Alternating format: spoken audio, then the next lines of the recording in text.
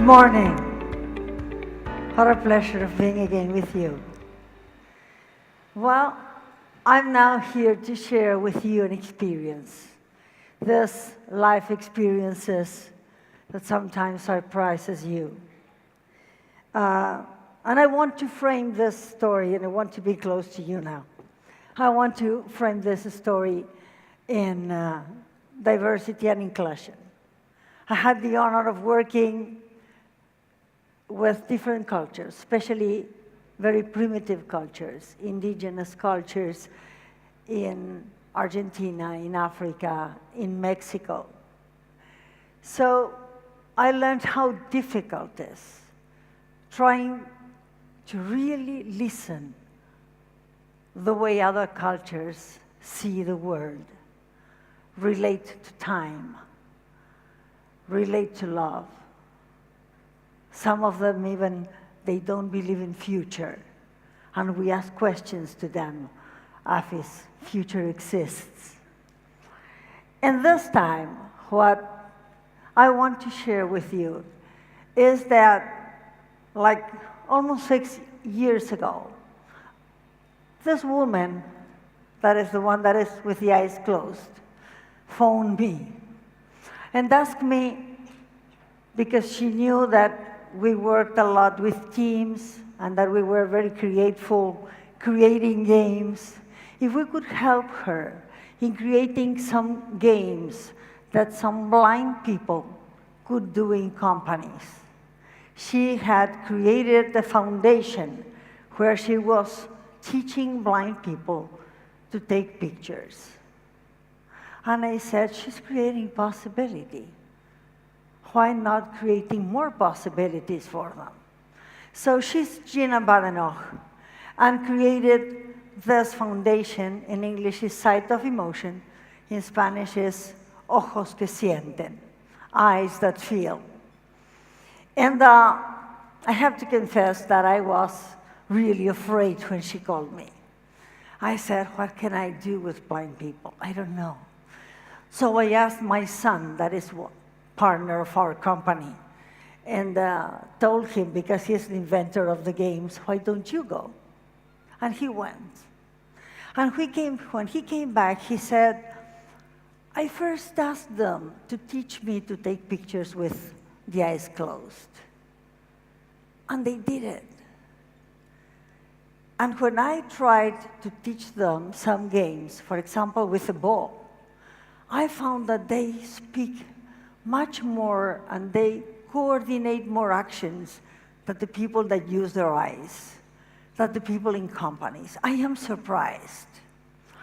So we created the games, and then we were invited to work with them. So we had to go to every event they had as coaches, because they could do the game, but they could not do the coaching. So I want to share with you how they take pictures.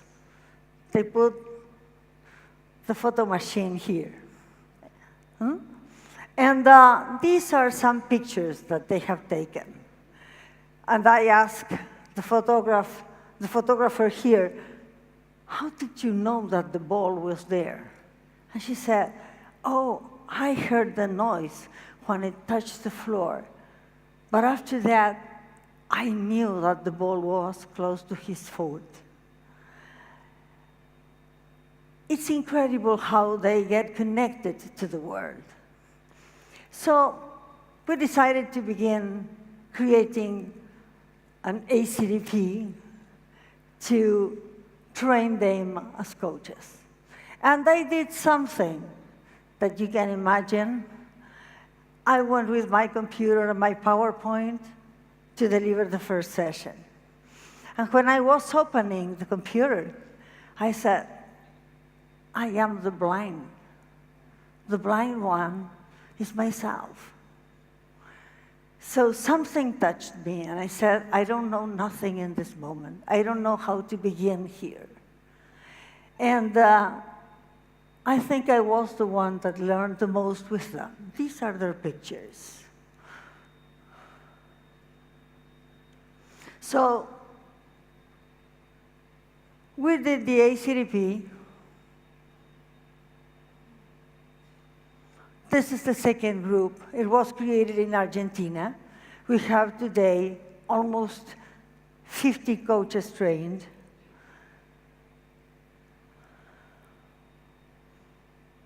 And with these other two women, we created a company called Coaching con Visión, Coaching with Vision, where we give work to them.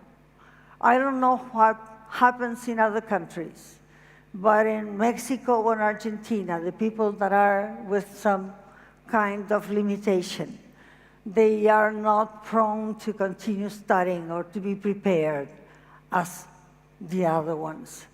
And even almost all of them got blind being adults. So they saw in some moment of their lives, they couldn't get any job in companies more than telemarketers or working in elevators, so they couldn't have money. So we created this company, and as they didn't have any experience in companies, we created a program for developing leadership competencies. And they do it, we sell to the companies 300, 600, or 1,000 coaching sessions for supervisors, first level of managers. Sorry, I went to the other side. These are some of the comments. Because of the time, I just brought two. Qualitas Mexico is one of the biggest medical companies. Interjet is an airline in Mexico. So they are working in very big companies. They are earning $3,000 a month. So their lives changed a lot. And what did I learn from them? I told you in my first class I went with a computer. And I was going to talk about possibility, because I think coaching has to do with possibility. When somebody comes and asks for coaching, wants to create something new, has to think about that coming from possibility. And even more of that, when you can think in possibilities, you feel powerful. You recover your personal power. So I began talking about possibility, and this man, called Ruben, the eldest one, he was at that moment 63 years old, woke up and said, "How can you dare talking about possibility to me?" I woke up blind from a stroke, a heart stroke. And I was the only one maintaining my family. My son had to quit the university. My daughter is studying in the nights. During the days, she's working. And I ruined my family. I should have died. And they would cry me for 2 months. But they will be in another situation now. Promise? I believed there was no possibility in the first moment. And I decided not to talk about possibility, but asking questions. And some minutes after that, 20, he said, "Now, I understand. I know why I'm blind. I never talked about love with them. I thought that love was present because I was giving to them whatever they wanted. But now, I can't do anything but giving love and saying thank you. So I learned gratitude from here. Now, I can be blind." He's a great coach today. Also, I learned a lot about trust. Trust, it's a special trust, the one that they taught me. Once we finished the class, it was a recess coming, and I said, "We only have 20 minutes, so please go and take your coffee and come back." And they rushed from the class and crossed the patio and went to the street and turned to the right and rushed to the coffee shop. And I said, should I do the same? So I closed my eyes and tried to run. And I couldn't. I was afraid of falling down, afraid of crashing my head against a wall or a tree. And I said, in what do they trust to do this? And they had learned to trust in life. They know that there's something bigger than themselves that is taking care of them. They learned to trust in life.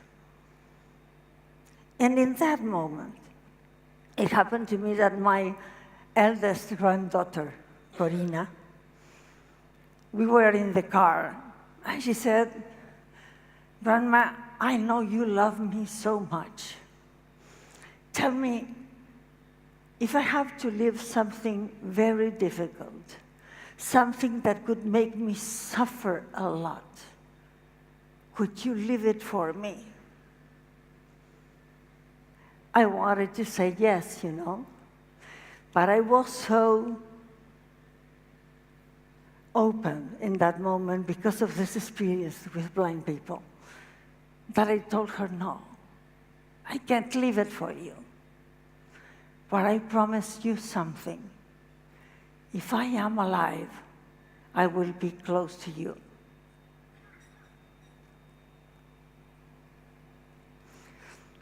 I also learned compassion. Compassion is not pity.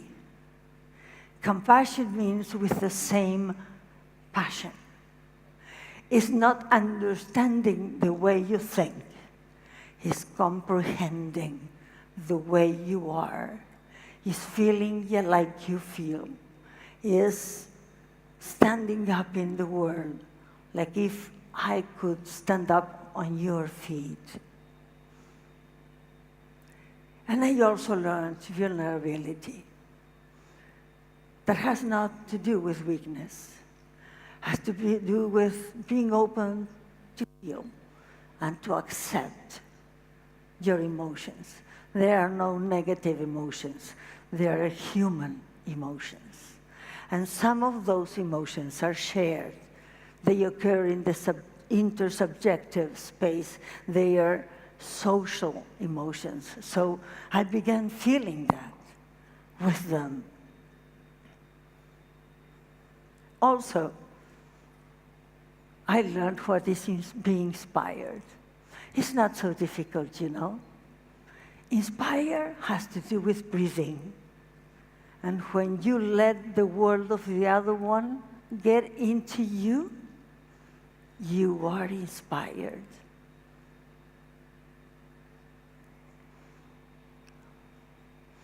This is the first group of blind coaches.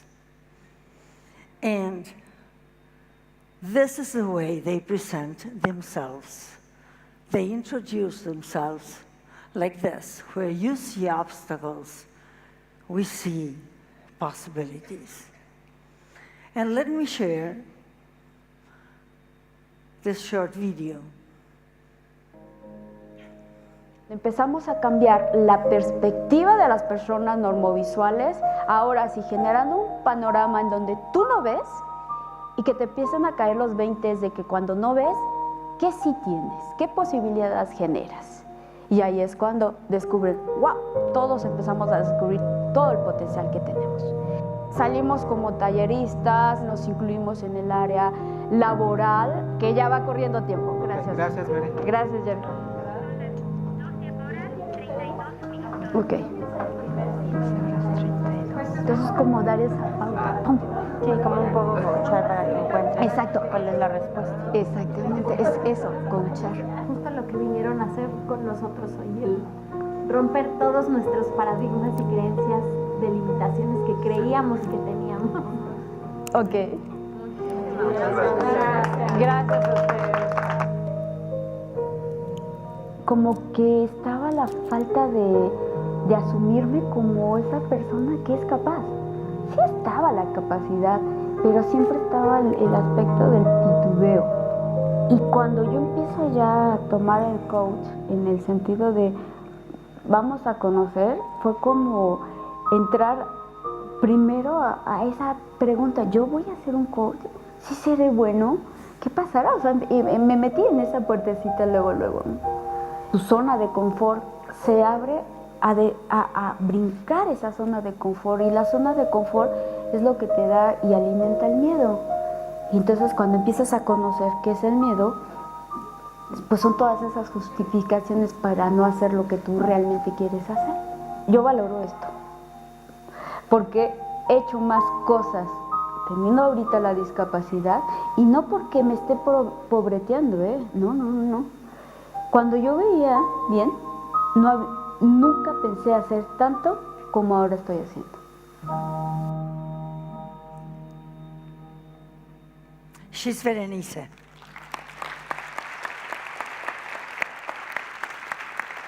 And I also learned some new moods that were described after the astronauts could see the world from outside, you know? They tried to see their home. And that they saw that the home was much bigger than 4 walls. They could see that this is their home.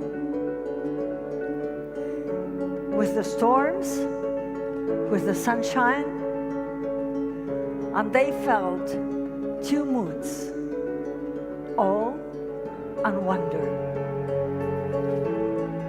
And awe and wonder create in our body an ecological situation of balance in our heart, in our hormones, in our chemistry. And we don't need to be an astronaut. We can live all surprise every day, because there are not 2 days that are the same thing. So they awaked on me this kind of emotions. And I want to invite you now to be open here in this place. I never imagined we can meet with people that are so different. Different colors of skin, different colors of eyes, probably giving different names to our gods. But we have something in common, you know? The beat of our heart. So here we can create something that we need in the world. Begin comprehending the other. Begin being humble to listen and being open to understand how the world is happening to the others. If we can do that, probably we could be instruments for peace. And we would do also a great, great job. When you do that, people get closer. People don't feel alone anymore. It's like an intimate way of getting in touch.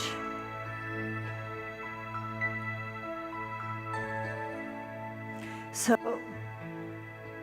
I invite you to this commitment, to get committed to listen and listen and listen until we get connected through compassion, comprehension, understanding. And I love this way of saying what is intimacy. Intimacy. And I want to offer you to intimacy. There are no secrecies. Nothing is ugly or bad. Can you let me see inside you? So this is the invitation, to look around, to get in contact with the other, to see if we can in to see you and let you in to see me. And as coaches, I found somebody that told me this praying, Lord, I don't ask you whatever everybody's going to ask you. I'm not coming to ask you for sleeping peacefully all night. I don't want to ask you to have peace and love in my life. Give me what never, ever other people ask you. Give me where's hate to create love. Give me the places where is separation to create connectedness. Give me the places where people are sad to create joy. And please, God, don't ask me to say it twice, because I don't know if I will have the courage to say this to you 2 times. Thank you. Muchísimas gracias, Dr. Elena. Can I ask a standing ovation for Dr. Elena, please? Muchísimas gracias, Dr. Elena, for inspiring us so deeply all the way from Latin America. Our banyan tree will blossom with your insights.